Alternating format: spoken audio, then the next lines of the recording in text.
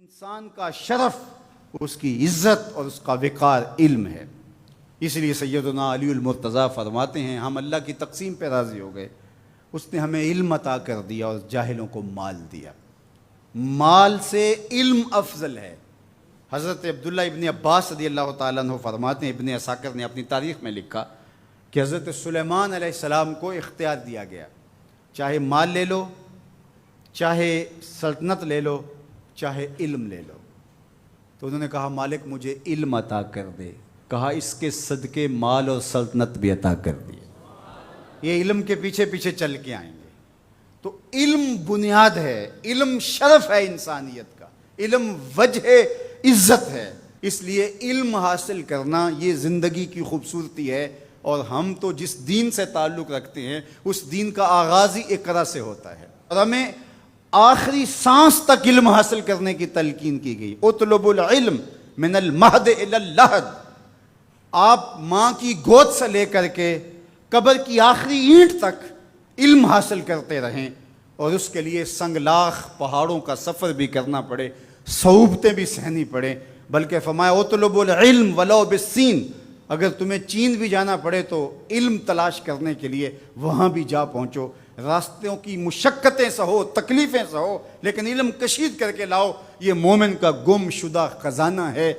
اگر کسی شخص کو ڈاکٹر یہ بتا دیں کہ تیری طبی صورتحال یہ بتا رہی ہے کہ تیرے پاس زندگی کی چند سانسیں باقی ہیں، آج ڈاکٹر کہہ دیتے ہیں کہ اس کی مریض کی خدمت کر لو، کینسر اس سٹیج پہ پہنچ گیا کہ اب بچنے کی کوئی امید باقی نہیں رہی، مریض کو بھی بتا دیا جاتا ہے کہ اب اللہ اللہ کر لو، رب کو راضی کر لو، اب زندگی بس مہمان ہے، چراغ سحر ہے، بجھا جا رہا ہوں، یہ معاملہ ہے تمہارا، تو اب بس اپنی آخرت کی فکر کرو۔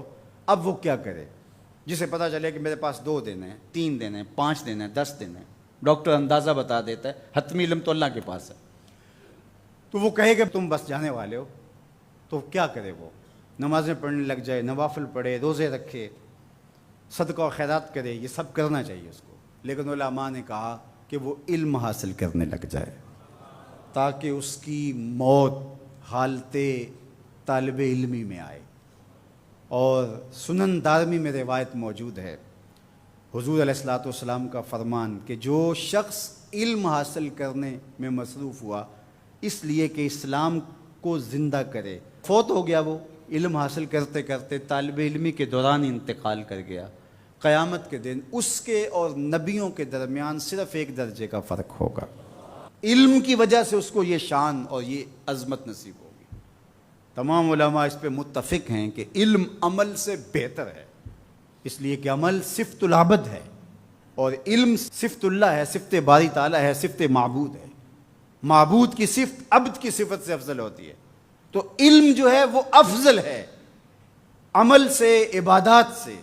بلکہ ارشاد فرمایا جب حضور علیہ السلام سے 2 اشخاص کا ذکر ہوا، ایک عابد ہے، تہجد گزار ہے، شب زندہ دار ہے، صائم النہار ہے، قائم اللیل ہے، بہت عبادتیں کرتا ہے، اور دوسرا بس فرض پڑھتا ہے اور کتاب کھول کے بیٹھ جاتا ہے، نشر علم کے لیے لگ جاتا ہے، جو بھی ذرائع ہیں اس دور کے تو اس کے مطابق وہ علم بانٹنے لگ جاتا ہے۔ تو دونوں کے بارے میں پوچھا گیا تو آقا کریم نے کیا جواب دیا؟ فضل العالم علی العابد کا فضلی علی ادناکم، عالم کی فضیلت عابد پر اس طرح ہے جس طرح تم میں سے ایک عام آدمی پر میری فضیلت ہے۔ عالم کا موازنہ جاہل سے یہاں نہیں ہو رہا کہ جو مطلق جاہل ہے اور ایسا جاہل کہ جو عمل سے بھی خالی ہے۔ عالم کا مقابلہ یہاں بدکار سے نہیں ہو رہا، عالم کا مقابلہ یہاں کافر سے نہیں ہو رہا، تہجد گزار سے، شب زندہ دار سے اس کا موازنہ ہو رہا ہے، اور یہ رات کو سویا رہتا ہے لیکن دن کو نشر علم کرتا ہے، اور دوسرا راتوں کو بھی جاگتا ہے، دن کو بھی روزے رکھتا ہے، عبادات، ذکر، اذکار، تسبیح و تحلیل، زندگی کا معمول خوبصورت، صحیح معنی میں عابد ہے، زاہد ہے، تہجد گزار ہے۔ اتنا فرق ہے۔ ایک روایت میں یہ ہے کہ جس طرح 14ویں رات کے چمکتے ہوئے چاند کی فضیلت ستاروں پہ ہوتی ہے، اور جتنا یہ فرق ہے اس طرح عابدوں پر عالم کی فضیلت ہے۔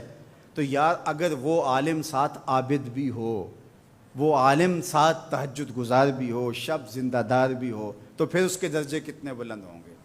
اس لیے فرمایا کہ صبح اس حال میں کر کہ تو عالم ہو یا طالب علم ہو یا علماء کی باتیں سننے والا ہو یا علماء سے محبت کرنے والا ہو۔